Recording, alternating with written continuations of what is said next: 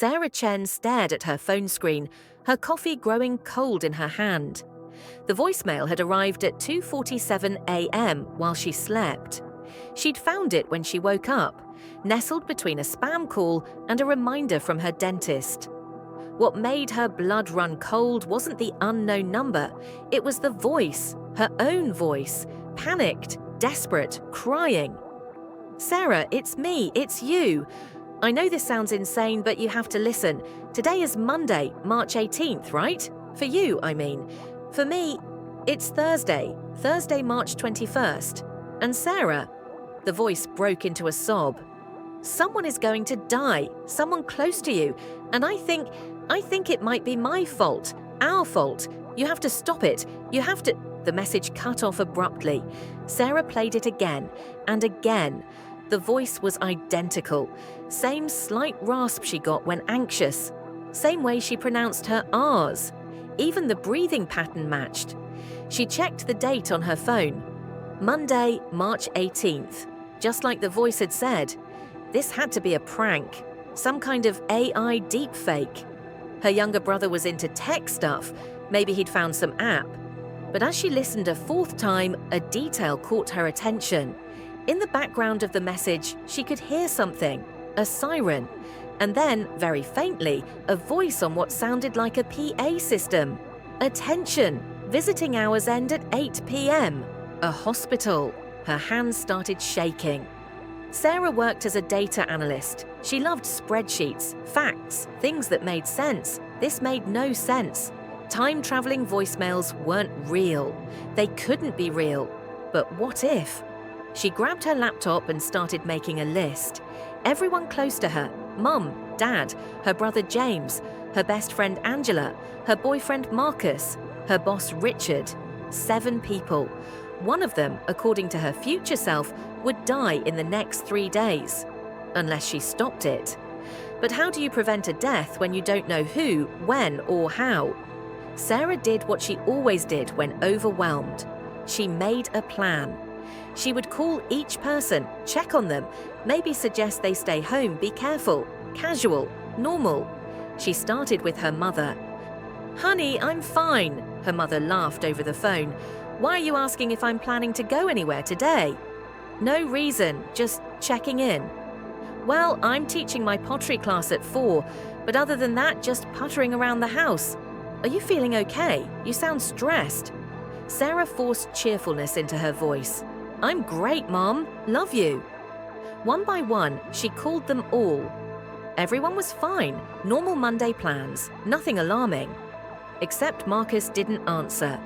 She tried 3 times, straight to voicemail. They'd had a fight last night, a stupid fight about him working too much, about never having time for her. He'd left her apartment angry. Sarah's chest tightened. She texted him, "Hey, I'm sorry about last night. Can we talk? Please call me."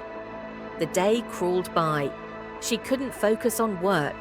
Every news alert on her phone made her jump.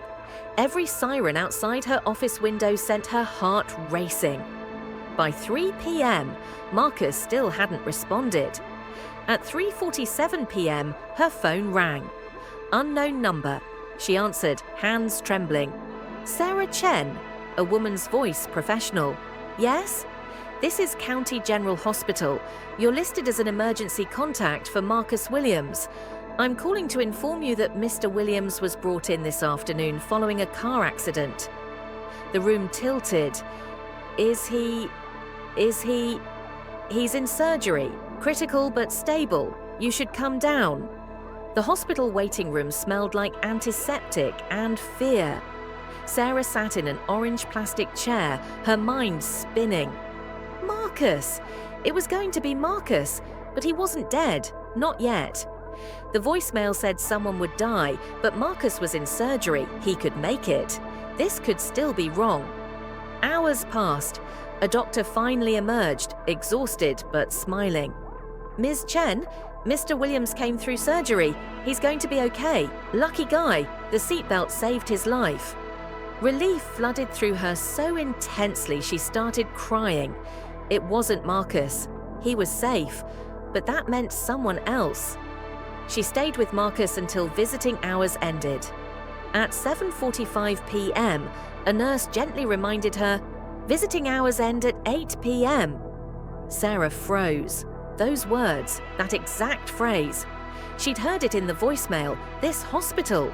She was in the place where her future self had called from. But it was only Monday. The voicemail was from Thursday, 3 days from now. Why would she be here on Thursday? Unless... Sarah pulled out her phone and listened to the message one more time, her hands shaking so badly she nearly dropped it. "Someone is going to die, someone close to you, and I think it might be my fault." My fault. What if the death hadn't happened yet because she'd changed things? What if, by calling everyone, by being careful, she'd saved Marcus? But the voicemail was from Thursday, from the future, which meant that in the original timeline, she hadn't received a warning. Her head hurt trying to work out the logic. She drove home in a daze. Tuesday and Wednesday passed in a paranoid blur. She checked on everyone multiple times. Everyone was fine. Thursday arrived.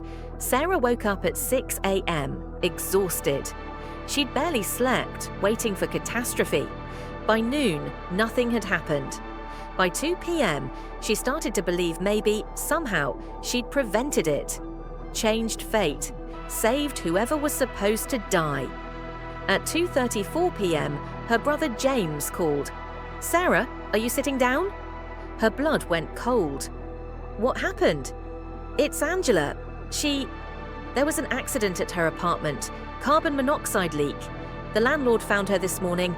She's been unconscious for hours. They don't know if she's going to make it." The phone slipped from Sarah's hand.